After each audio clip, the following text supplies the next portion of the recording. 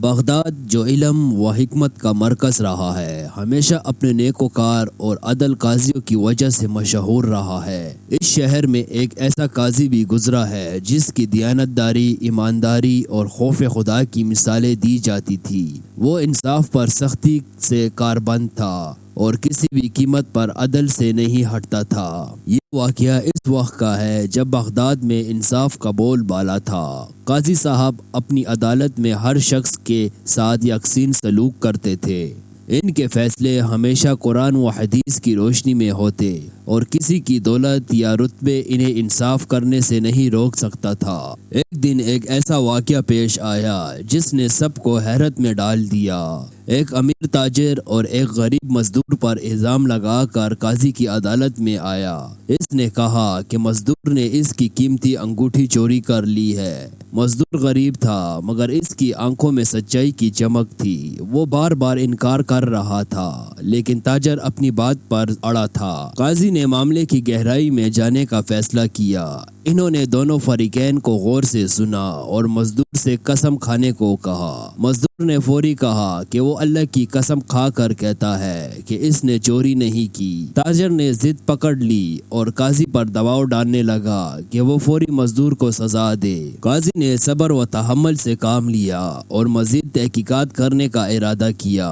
انہوں نے مزدور سے اس دن کے بارے میں تفصیلی پوچھا جب چوری ہوئی تھی۔ مزدور نے بتایا کہ وہ اس دن بھی معمول کے مطابق کام پر گیا تھا اور کسی غیر معمولی واقعے میں ملوث نہیں تھا۔ قاضی نے اپنی دیانت اور دانائی کا مظاہرہ کرتے ہوئے انگوٹھی کی مزید تفصیلات معلومات کی۔ تاجر سے پوچھا کہ وہ کیسے ثابت کرے گا کہ انگوٹھی اسی کی ہے۔ تاجر نے کہا کہ اس کے پاس اس کا ثبوت ہے اور اس نے انگوٹھی کی نشانی بتائی جو بہت خاص تھی۔ قاضی نے ایک چالاک ترکیب سوچی۔ انہوں نے کہا کہ ہم ایک آخری آزمائش کریں گے۔ قاضی نے عدالت کے سامنے اعلان کیا کہ وہ اس معاملے کا فیصلہ ایک خاص طریقے سے کرے گا۔ انہوں نے مزدور سے کہا اگر وہ بے گناہ ہے تو وہ ایک نیکی کا عمل کرے اور اگر وہ گناہگار ہے تو سچ خود ہی ظاہر ہو جائے گا۔ قاضی نے حکم دیا کہ انگوٹھی کو پانی میں ڈالا جائے کیونکہ اگر یہ اصلی ہے تو اس میں ایک خاص نشانی ظاہر ہو جائے گی۔ تاجر گھبرا گیا اور ہچکانے لگا۔ قاضی نے فوری اندازہ لگا لیا کہ کچھ نہ کچھ تو گڑبڑ ضرور ہے۔ جب انگوٹھی کو پانی میں ڈالا گیا تو وہ ایک عام انگوٹھی نکلی اور اس میں سے کوئی خاص نشانی ظاہر نہ ہوئی۔ قاضی نے مسکراتے ہوئے تاجر کی طرف دیکھا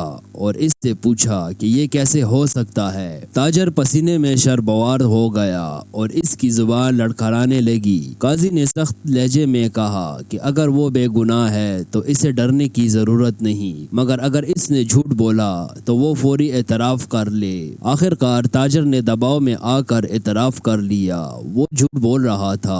اس نے دراصل مزدور سے بدلہ لینے کے لیے یہ جھوٹا الزام لگایا تھا۔ عدالت میں موجود لوگ حیران رہ گئے کہ یہ کیسے اللہ نے ایک معصوم انسان کی سچائی کو قاضی کے ذریعے ظاہر کر دیا۔ قاضی نے تاجر کو سخت سزا سنائی اور مزدور کو باعزت بری کر دیا۔ مزدور کی آنکھوں میں آنسو تھے مگر یہ خوشی کے آنسو تھے۔ قاضی نے ایک نصیحت آموز تقریر کی اور سب کو یاد دلایا کہ اللہ کے ہاں انصاف سب سے بڑھ کر ہے۔ کسی بھی جھوٹے الزام سے بچنا چاہیے اور کسی کو ناحق پریشان نہیں کرنا چاہیے۔ اس کے بعد قاضی نے مزدور کو کچھ مالی مدد بھی فراہم کی تاکہ وہ اپنی زندگی اچھے طریقے سے گزار سکے۔ یہ واقعہ بغداد میں جنگل کی آگ کی طرح پھیل گیا۔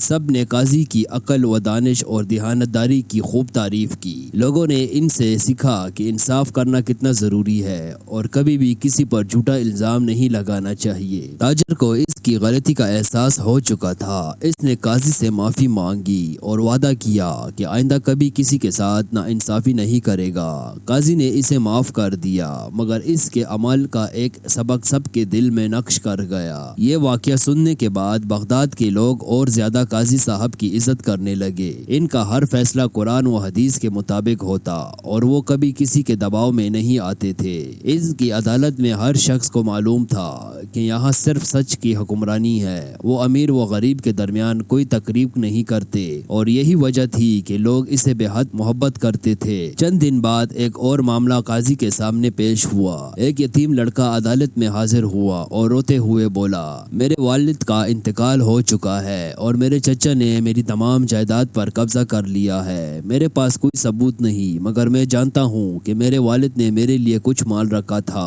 قاضی نے غور سے اس بچے کی بات سنی اور اسے تسلی دی۔ قاضی نے لڑکے کے چچا کو عدالت میں بلایا اور اس سے پوچھا کہ کیا واقعی اپنے بھتیجے کا حق دبا رہا ہے؟ چچا نے صاف انکار کر دیا اور کہا، اس لڑکے کا کوئی حق نہیں۔ قاضی نے معاملے کی گہرائی میں جانے کا فیصلہ کیا اور گواہوں کو طلب کیا، مگر کسی کے پاس ٹھوس ثبوت نہیں تھا۔ قاضی نے اپنی عقل مندی کا استعمال کرتے ہوئے لڑکے کے والد کے ایک قریبی دوست کو بلایا اور پوچھا کہ کیا وہ کچھ جانتا ہے؟ دوست نے کہا، جی ہاں، میرے علم میں ہے کہ لڑکے کے والد نے کچھ مال یتیم کے لیے محفوظ کیا تھا، مگر وہ کہاں ہے یہ معلوم نہیں۔ قاضی نے مزید تحقیقات کرنے کا فیصلہ کیا۔ قاضی نے لڑکے کے چچا کی آنکھوں میں جھانک کر دیکھا، اگر تم نے واقعی کوئی خیانت نہیں کی تو کیا تم حلف دے سکتے ہو کہ یہ مال تم نے اپنے قبضے میں نہیں لیا؟ چچا ہچکچانے لگا، اس کے چہرے پر پریشانی کے آثار نمایاں تھے۔ قاضی نے فوری بھانپ لیا کہ کچھ نہ کچھ معاملہ گڑبڑ ضرور ہے۔ قاضی نے معاملے کو مزید واضح کرنے کے لیے اس وقت کے کچھ معروف تاجروں سے مدد لی۔ انہوں نے چچا کے لین دین کا جائزہ لیا اور جلد ہی ایک ایسا گواہ ملا جس نے انکشاف کیا کہ چچا نے حال ہی میں ایک بڑی رقم وصول کی تھی جو ممکنہ طور پر لڑکے کے والد کی چھوڑی ہوئی جائیداد تھی۔ چچا کا رنگ فنگ ہو گیا۔ اس نے پہلے تو بات گھمانے کی کوشش کی، مگر جب قاضی نے مزید سوالات کیے تو وہ سچ بولنے پر مجبور ہو گیا۔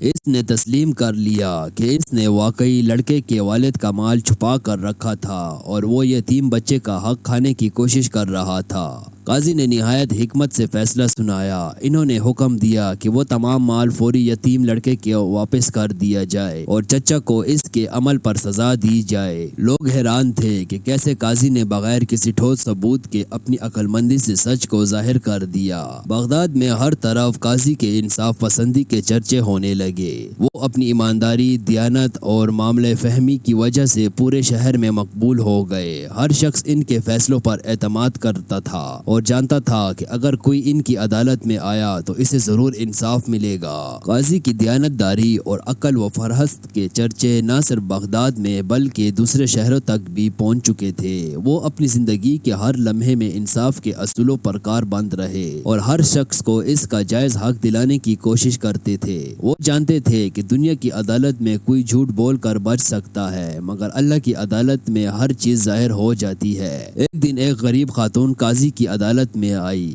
اس کا چہرہ غم زدہ تھا اور وہ بے حد پریشان نظر آ رہی تھی۔ اس نے قاضی کے سامنے فریاد کی، میرے شوہر کا انتقال ہو گیا ہے اور میرے دیور نے ہماری زمین پر قبضہ کر لیا ہے۔ میں بے بس ہوں، میرے پاس نہ کوئی پیسہ ہے اور نہ ہی طاقت، مگر میں جانتی ہوں کہ قاضی صاحب میرے لیے انصاف کریں گے۔ قاضی نے معاملے کو انتہائی غور سے سنا اور خاتون کے دیور کو عدالت میں طلب کیا۔ دیور نے کہا کہ وہ زمین اس کی ملکیت ہے اور خاتون کا اس پر کوئی حق نہیں۔ قاضی نے شریعت کے مطابق معاملے کو جانچنے کا فیصلہ کیا اور زمین کے متعلق تمام دستاویزات اور گواہوں کو بلایا۔ عدالت میں ایک ایسا گواہ سامنے آیا جو خاتون کے شوہر کا قریبی دوست تھا۔ اس نے قسم کھا کر کہا کہ مرحوم نے ہمیشہ کہا تھا کہ زمین اس کی بیوی اور بچوں کے لیے ہے۔ قاضی نے مزید گہرائی میں جا کر دیور سے پوچھا کہ وہ اپنی بات پر حلف اٹھا سکتا ہے۔ دیور گھبرا گیا، اس کی زبان لڑکھڑانے لگی اور وہ خاموش ہو گیا۔ آخرکار اس نے اعتراف کر لیا کہ وہ جھوٹ بول رہا تھا۔ قاضی نے فوری طور پر فیصلہ سنایا کہ زمین اس خاتون کو واپس حوالے کی جائے اور دیور کو گرفتار کیا جائے کہ وہ آئندہ کبھی کسی کے حق پر ڈاکہ نہ ڈالے۔ خاتون کی آنکھوں میں آنسو آ گئے، مگر یہ خوشی کے آنسو تھے۔ وہ دعائیں دیتی ہوئی عدالت سے رخصت ہوئی۔ اس واقعے نے ایک بار پھر بغداد کی عوام کے دلوں میں قاضی کی عزت کو بڑھا دیا۔ یہ قاضی کا ایمان افروز واقعہ آج بھی لوگوں کے دلوں میں زندہ ہے۔ اس نے ہمیں سکھایا کہ عدل و انصاف ہی وہ اقتدار ہے جو ایک معاشرے کو ترقی کی راہ پر لا سکتا ہے۔ اللہ ہمیشہ سچ کا ساتھ دیتا ہے اور جو لوگ ایمانداری سے کام کرتے ہیں وہی دنیا و آخرت میں کامیاب ہوتے ہیں۔ ہمیں بھی چاہیے کہ اپنی زندگی میں عدل و انصاف کو اپنائیں اور ہر حال میں سچ کا ساتھ دیں۔